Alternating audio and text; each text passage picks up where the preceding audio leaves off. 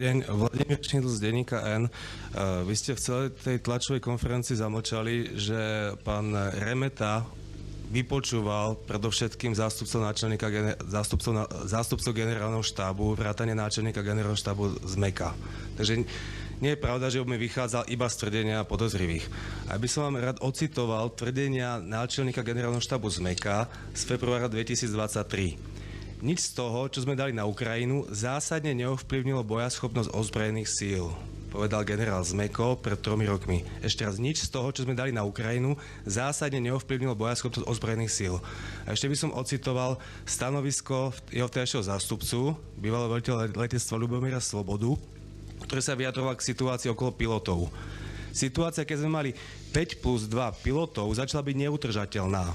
Ohrozovala jednak bezpečnosť lietania a jednak sme riskovali, že aj tí zostávajúci piloti nám skôr či neskôr skončia. Takže moja otázka, či zástupcovia generálneho štábu nehovoria pravdu a prípadne ako mohlo Slovensko využívať lietadla MiG, pokiaľ na ne nemalo dostatok pilotov, nemalo servisnú podporu a nemalo výzbroj. Pán redaktor, už tým, ako ste začali tú otázku, že zamlčal som, ste sa postavili na obranu konkrétne pána Naďa. Ja viem, že je to vaša obľúbená disciplína, ale keď akože chcete byť nezávislý novinár, aj tá formulácia sa dá povedať, že sú tu ďalšie otázky, ktoré by som sa dopýtal, o ktorých ste nehovorili. Ale keď ste išli cez to zamlčanie, tak ste jasne postavili svoju pozíciu. A mňa sa zároveň snažíte teraz dostať do situácie, aby som sa dostal do rozporu s náčelníkom generálneho štábu s MEKom. Ja to poviem jednoznačne. Minister dal pokyn, Zmeko ho vykonal. Čo by ste chceli, aby k tomu povedal? Že bol som zásadne proti, alebo stával som sa na zadné?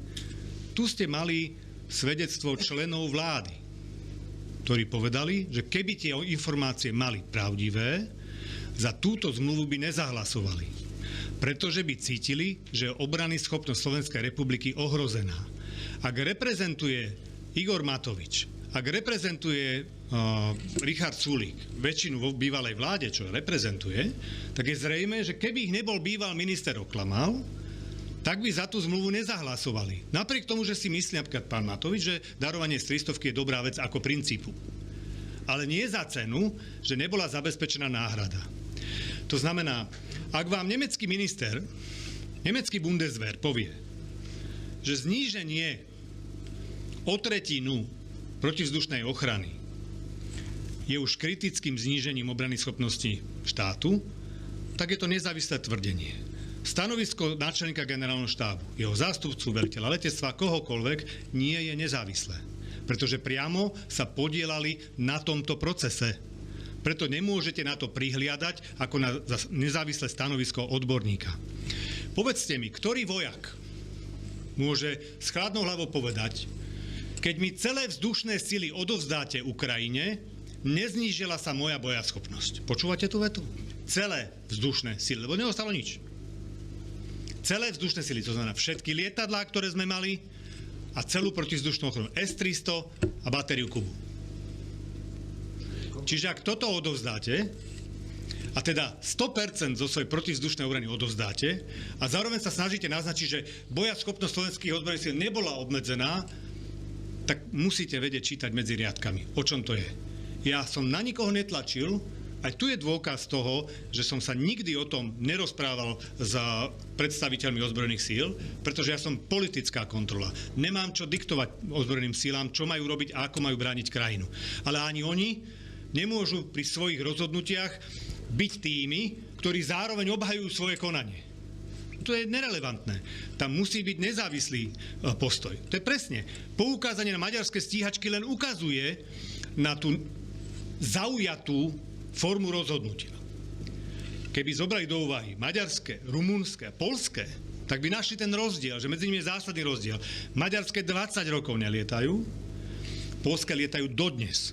Maďarské nikdy neboli modernizované, pretože si kúpili Gripeny v roku 2006, ale slovenské boli modernizované presne tak ako poľské.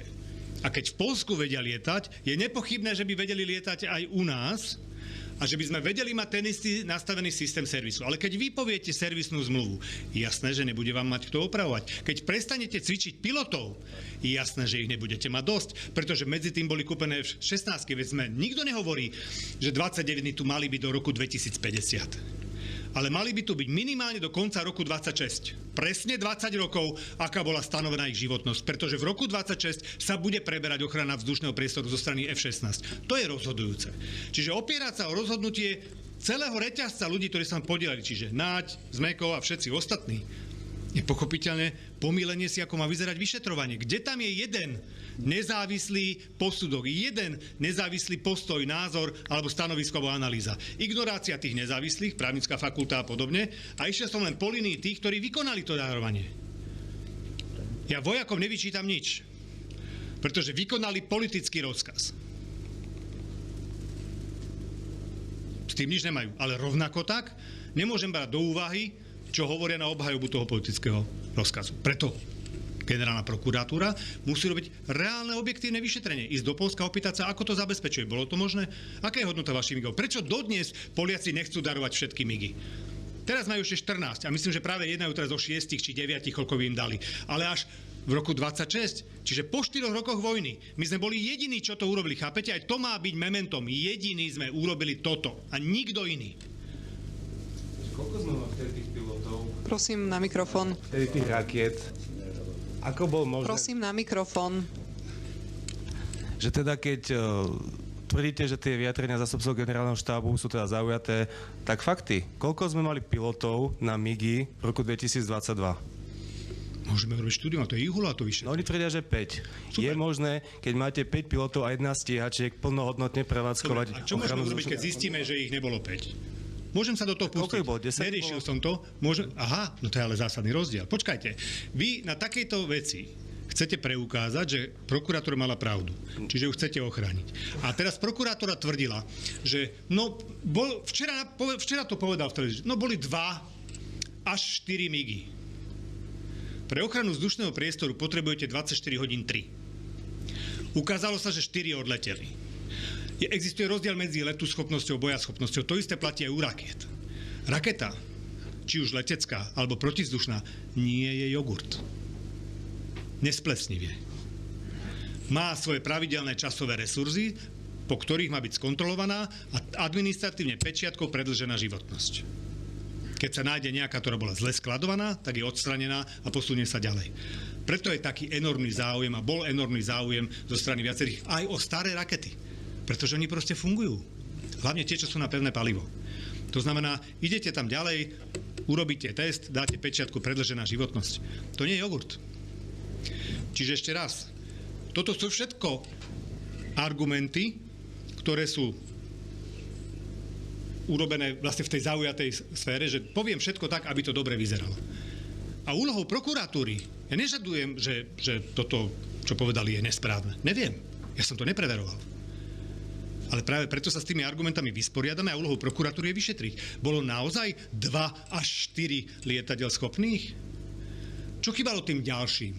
A prečo sme darovali materiál, ktorý nebol náš? S tým sa tiež prokuratúra nevysporiadala. Slovenská republika darovala materiál iného štátu. To je tiež trestný čin medzi nami. A tiež to nevyšetrovala. Má zistiť, a koľko bolo pilotov reálne? Môžeme si pozrieť knihy. Vyžiadal si prokurátor knihy zápisu letectva jednotlivých pohotovostí a všetkých týchto vecí? Nevyžiadal.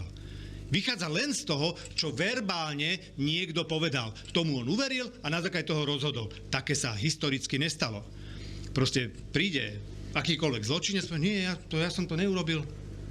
Áno? No výborne. Zastavujem konanie. A jedno, že sú tu jednoznačné stanoviska Najvyššieho kontrolného úradu, že bola škoda. Stanoviska právnickej fakulty, že to nebola takáto malá zmluva, že bola vojenská, že sa malo postupovať inak, že je neplatné to darovanie. Nie. Všetci sú debili, len prokurátor lietadla. By som to posunul ďalej. Pán štátny tajomník Melicher povedal, že aj Európska únia uznala vlastne 46% z tej vami deklarovanej čiastky na refundáciu. To znamená teda 200 miliónov, áno? CCA a viacej. Kde berete istotu, že vy by ste tie MIGy a tie S-300 predali za výhodnejšiu cenu? To je dobrá otázka. To je dobrá otázka. Ale na úplne iné ihrisko. Trochu ste to netrafili, pán redaktor, pretože čo to s týmto trestným stíhaním má? Akože to, že 46, tak možno nám by uznali možno 54. Čo je to za blbosť? Akože viete, hádať sa o tomto. Čo je podstatné je, že Európska únia uznala nejakú hodnotu, pričom prokuratúra, my na tento rozdiel poukazujem, prokuratúra hovorí, že to hodnotu nemalo žiadnu, že to malo hodnotu menšiu ako 800 eur. Európska únia niečo uznala, to znamená, priznala nám 46% hodnoty. Ústavnej. Áno, v poriadku, čiže uznala tú cenu ako takú, lebo všetky štáty dostali tuši vtedy 46, taký bol vtedy prepočet. To znamená, prišli sme, ak dobre počítam, ja som matematike nebol dobrý, ale o 64% asi, že? Z tej hodnoty, keď nám len 46 vyplatili. 50, pardon, vidíte, zlá matika, 56. To znamená, čo je rozhodujúce, nie je to, o koľko sa prišlo, ale principiálne, o koľko sa znížila obrany schopnosť Slovenskej republiky. To je rozhodujúce, že sme dali úplne všetko. A s tým sa nevysporiadali, lebo tam stačilo, že veď to aj tak sme nepoužívali. No tak dajme všetky tanky preč, aj staré BVPčka, veď aj oni sú všetky šroty. Vy ma kritizujete, že som kúpil nové nákladné vozidlá, alebo z nich funguje 30%. A všetkých tých 70 môžem ja darovať preč? Alebo budem presne ako Suja, ktorý mal to boli auta bez kolies, bez ničoho, bez proste, fakt, že šrot. A ho stíhajú za to, že šrot si ho dovolil odozdať za 1 euro. Dobre, tak potom, kde je ten rozdiel? Tak trošku zosúľaďme, máme trošku rovnaké rozhodnutia.